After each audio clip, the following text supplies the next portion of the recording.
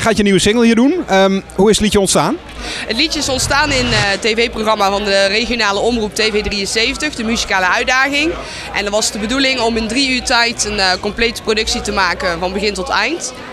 En dat is dit liedje geworden. We kregen alleen maar een titel en een genre. Het was in dit geval een beetje poppy, een beetje rocky en 30 dagen zonder jou. En de rest hebben wij zelf ingevuld binnen 3 uur tijd. Ja, het had een top of een flop kunnen worden inderdaad. Ja. Maar het is goed uitgepakt. Ik denk het wel, ja. Is dit de nieuwe manier van werken voor jou dan? Nou ja, weet je wat het is? Met druk presteer je altijd iets beter, want je wil sneller het proces bereiken. En ja, ik vind dat wel fijn eigenlijk. Ja, nou ja, we zijn natuurlijk bezig met een vervolg. En de tweede single zit al in de startblokken. We zijn druk bezig achter de schermen om hem verder af te maken. En de titel is wel al bekend. En ja, daarop gaan we dan weer verder. Eigenlijk een beetje dezelfde lijn doortrekken als 30 dagen zonder jou.